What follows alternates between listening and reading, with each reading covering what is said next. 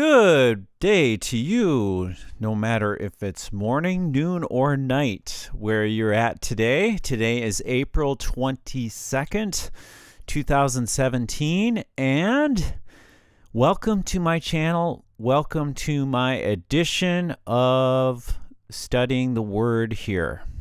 And today, I want to go over a little something with you. I am on the Ecumenical News page here on the World Wide Web. And here's a page. Retired Pope Benedict has beer and some pretzels for his 90th birthday.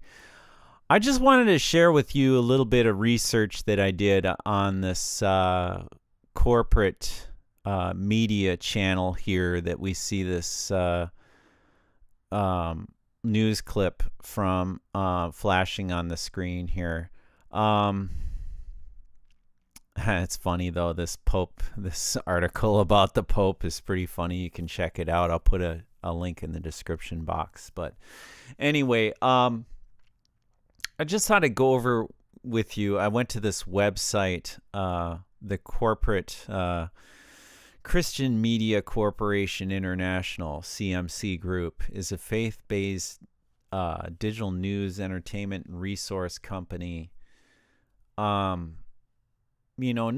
earth-shattering here. It's just another reminder of where we're at today, and all of these different, quote, Christian, unquote, people and doctrines being tossed around in a like a tossed salad kind of environment that we have in the Christian world. And here we are being face to face with all of these different theologies, all these different motives, all these different religions, and everything kind of coming together. And now we have this new president, right? President Trump, who seems to be trying to bring forth a Christian image to the world. And you look at his vice president, Mike Pence, and Mike Pence being neocon as far as I'm concerned. And his message of, he voted in the Patriot Act years ago. He was one of the members of our wonderful Congress that voted for the Patriot Act, and we can see that if we just type in Mike Pence Patriot Act. Let's see what comes up. Congressman Mike Pence urges fellow Congressmen to vote for the Patriot Act. Here we go. Let's see what this has to say.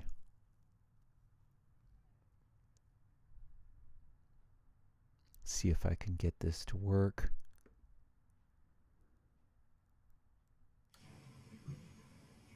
Mr. Speaker, in these uncertain days, it's important that we cling to the permanent things and the ancient truths. Among them is the principle that fear is useless. What is needed is trust. As we prepare in the next hour to vote on H.R. 2975, the Patriot Act of 2001, I rise as a proud member of the House Judiciary Committee to say this legislation is about trust. It is not about fear. It is about trusting the law enforcement authorities of this country with the powers, some temporary, some permanent, to stop those who would wage war on our citizens before they level the attacks. We do not bring this legislation to this floor in fear.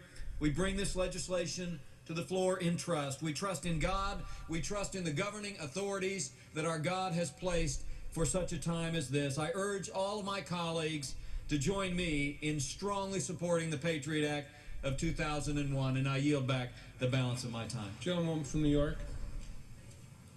Without objection. Mr. Speaker. Okay, so there we go. You heard it yourself. Mike Pence on the Patriot Act, yeah. Now, which God was he speaking of? The God of Congress?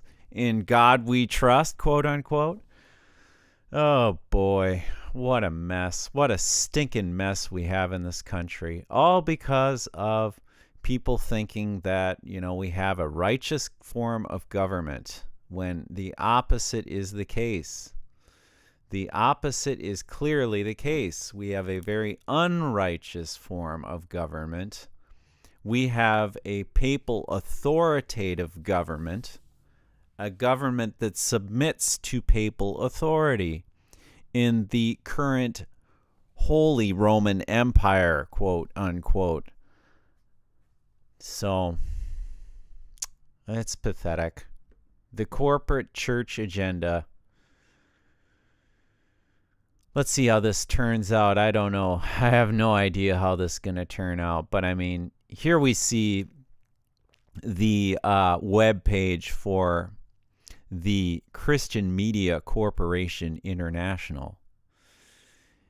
And I just got to say, I grew up in a Lutheran environment, and we cited the Apostles' Creed. In the Apostles' Creed, they say that we believe in the Holy Roman Church. Do you remember that? Any of you out there that might have gone to a quote Protestant unquote church before, when I was being raised?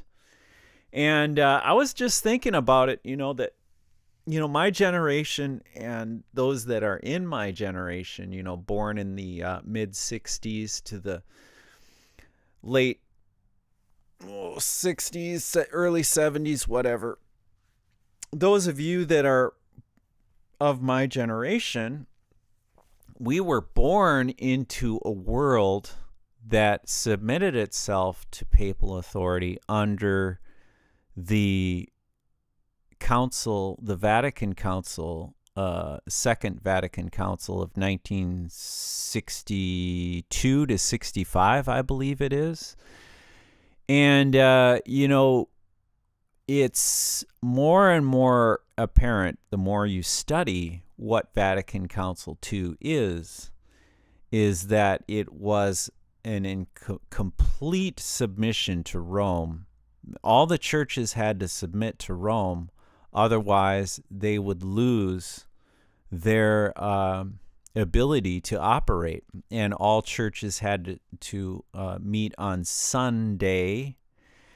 And here, just this past Easter, we had Donald Trump coming onto the scene and giving us his, Easter speech or whatever. And my friend Jörg Lissman there in Belgium sent me that. I don't have it on my computer at the moment. I could share that with everyone, but you can go and find it. It's pretty easy to find out there. But it's pretty obvious that this administration, this current administration in the United States, is professing Christ with its lips and serving the Pope of Rome with its hands and its feet. I mean, we've become the battle axe for the Pope. And this isn't anything new. This has happened long time ago, long time ago. And it's only now that people are coming, people like myself are coming to the knowledge of this and dealing with it. It's pretty serious. What does it mean that America is actually the What does it mean that America is actually the second beast of Revelation chapter 13? What are the implications of that? Quite horrific, aren't they? It's enough to make you recoil from the Christian faith and consider what the Christian faith really is. Because if you look at this historically, what does Christian mean? I have looked it up on the online Websters dictionary, 1828.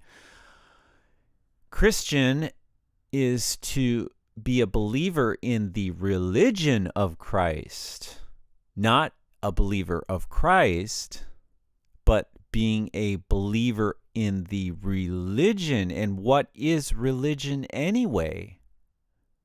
Well, let's look it up here too.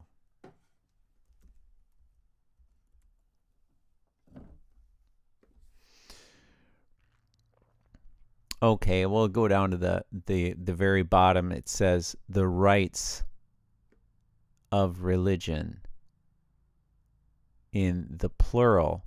So what are rites? What is religion? What are we getting ourselves involved with here?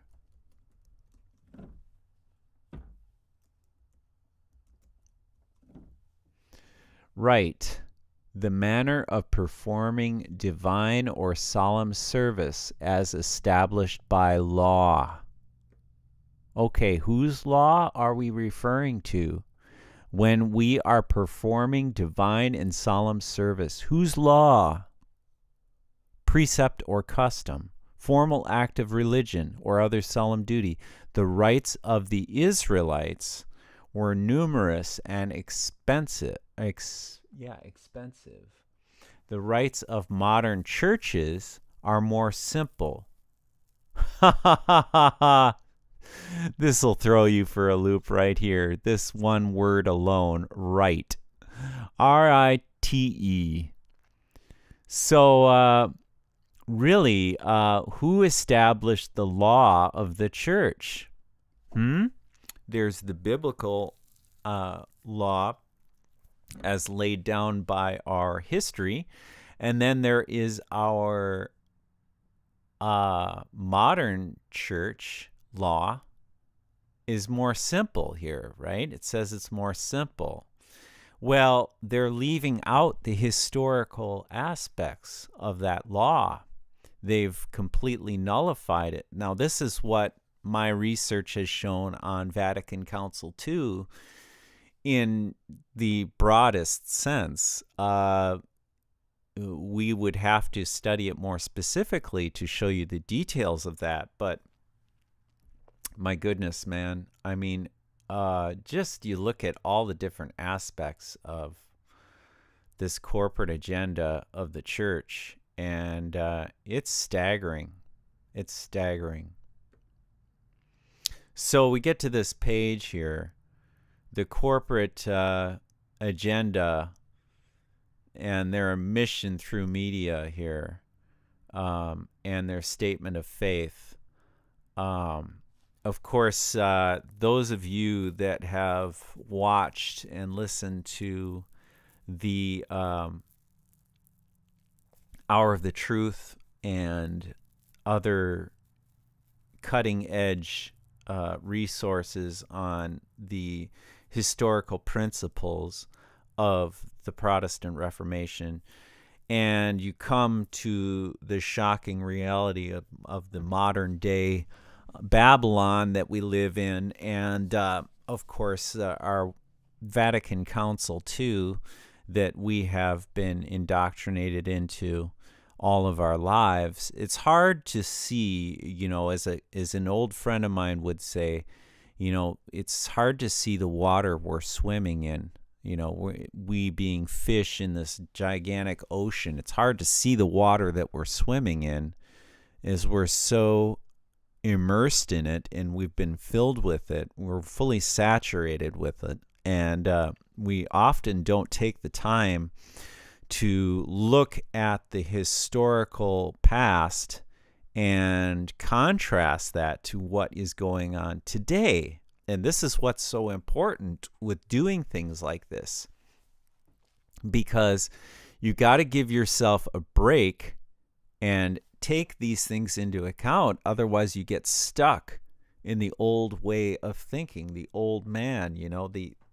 If we're being made new through Christ, if we are submitting ourselves to Christ, if we are praying for Him to take our sins away, then it would make sense that we are to die to self. Every day we wake up, we have a new day, and it's time to put on the new man. And, that might be a different way for a lot of people to think about their walk in their Christian life, but really it is the old path that we are to follow, this new path that we are given today in the churches and in our schools, and the universal aspect.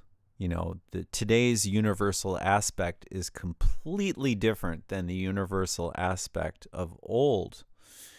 Just look at the Protestant Reformation and look at the definitions that were created back then. We are to weigh these things in our conscience and put them into our daily lives, if you ask me. We're dealing with a very corrupt day and age, a very corrupt system of the church and ecclesia. And that ecclesia is just kind of taken over. I mean, I can show you quick what, if we look up the word Roman, that should lead us to the word here. Let's just quick look it up. Roman. From Roma, the principal city of the Romans in Italy. Rome is the Oriental name of Rama, elevated, that is, a hill. For fortresses and towns were often placed on hills for security. Hebrew, to be high, to raise, pertaining to Rome, the Roman people, Romish, Popish, professing the religion of the Pope. Okay. So, Roman Catholic as an adjective denoting the religion professed by the people of Rome and of Italy, at the head of which is the Pope or Bishop of Rome. As a noun, one who adheres to the papal religion. So you don't have to be a Roman Catholic, quote unquote, to be considered Roman. No, all you have to do is adhere to the papal religion. So this is the underlying agenda, is to get all of us into the papal religion with or without our knowledge. Remember the slogan, the end justifies the means, and where does that slogan come from? That slogan comes from the high oath of the Jesuit order, the fourth vow of the Jesuit order, which is in the Congressional Record of the United States. And shocking as that is to some, that the bad news of the gospel is that we are being made Catholic without our knowledge. This gospel is a toxic gospel of today. And they don't ever tell you that. They only tell you good news. They don't tell you the bad news. They don't tell you that the Pope is the Antichrist. And most people will be in denial of that fact. You have to prove it to yourself. I can't prove it to you. There is no way for me to prove it to you, because if I were to prove it to you, you would think otherwise. You have to prove it to yourself. That's why we have to die to self, to be a part of Christ's truth. To be truly born again in the Spirit, you need to give up on the self. And it's not that easy to do, actually. It takes a long time, careful consideration. And when you talk to people that you've known for long periods of time and start to explain some of these things, they think you're crazy. But at the same time, what is it? What is the ultimate purpose of this life anyway? You got to think of that. Is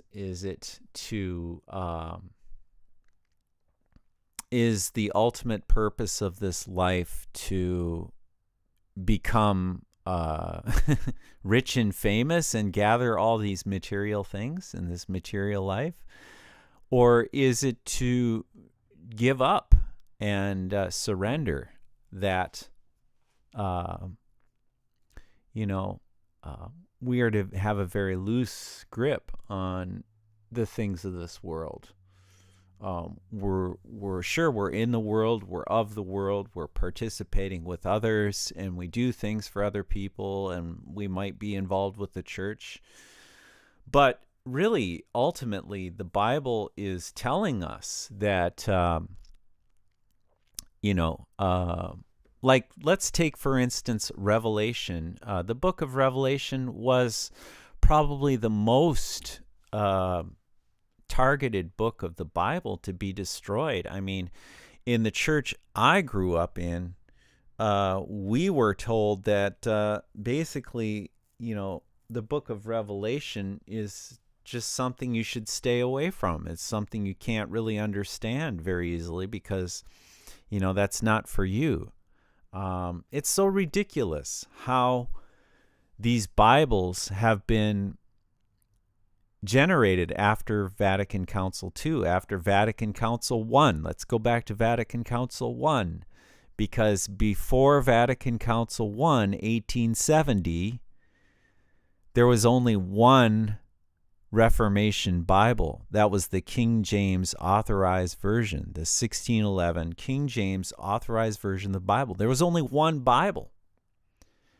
And if you want to historically know how deep the hatred of that Bible is, all we have to do is go to the New Advent page and look up in the Catholic Encyclopedia what they think of the Bible. I'll show you really quick. And then maybe you can go search out some more things in the Catholic Encyclopedia. But let's just type in Protestantism here, or I'll just look it up here. Okay, here we go. Protestantism. Okay, I'm going to just scroll down to Sola Scriptura. Yeah. Here we go. Discussion of the three fundamental principles of Protestantism. Okay, now this should give you a very, very broad view of how Roman Catholics view the scriptures of the Protestant faith. So, I mean, look at how twisted this statement is. The belief in the Bible as the sole source of faith is unhistorical, illogical, fatal to the virtue of faith, and destructive of unity. Well, of course it is. That's the whole point. We want to destroy the unity. So, yeah.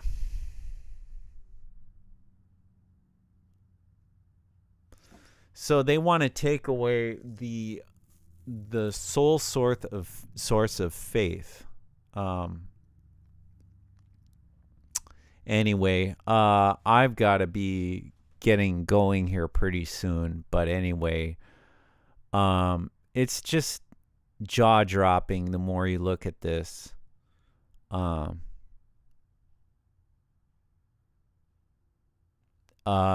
This goes back a long, long way. The universal priesthood of all believers is a fond fancy which goes well with other fundamental tenets of Protestantism. See, the enemy is very clever, isn't he? So, the universal priesthood of old is not the same as the universal priesthood of new. You know, the true Catholic faith is something that Romanists will argue exactly opposite of Protestants, because the Protestant faith rests on the bad news. And that foundation is the Pope is the Antichrist. The papacy is the Antichrist, straight up. You'll never hear that in a church, and you hardly ever hear it anywhere else other than in the Protestant Reformation itself. And that Reformation set us free from the chains of the Pope of Rome. And through the Lateran Treaty of 1929, that Pope has been given a sovereign, quote, unquote, sovereign, of course. I mean, he's not sovereign as far as I'm concerned. But these people that we've submitted ourselves to this law, and we've taken this law so incredibly far that now we have made him sovereign, and we treat him as sovereign. Therefore, he is sovereign to the, to this world. He is sovereign. And they all treat him as sovereign. And, I mean, for someone of my generation, I mean, this stuff is just makes a lot of sense. It makes things clear. It makes things simple. And it's what we need today. We need it so badly.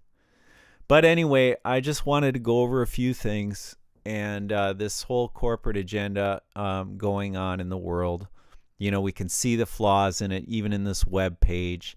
Christian Media Corporation, International, CMC Group, faith-based digital news. Okay, so the corporate agenda here. They're giving us here, I just quickly went over this earlier. They give us what we believe. Okay, the corporate people here are telling us their faith, all right? In the Holy Scriptures, but are they being specific? Do they tell you which scriptures? What scripture specifically? No, we don't see any quotes. And here we have a serious typo. So how seriously should we take this? The very number one belief of their statement of faith here, their corporate statement of faith. They make a serious typo. Maybe it's because of how little they care. I mean, how little they really care about their true faith. They want to deceive us. Just get the people to think that Christianity is just the bee's knees and that, we all just need to be Christian and everything will be okay, kumbaya, blah, blah, blah, right? It's so bogus. Because the more you dig into here, the more you see, it's a Trinitarian doctrine that they push. No, there was only one man who came to save the world, and that was Jesus Christ. He's the only person that we've seen or have record of. We don't have record of the Father other than we know that we have a Creator. We know that through the Bible, Lucifer fell from heaven. He was given great power and authority in heaven, and he abused it. And here we are on the earth living today, and we're still dealing with this. This isn't over yet. So this is just a heads up video. They want their unity here in item 7, the unity of the Spirit of all true believers. Well,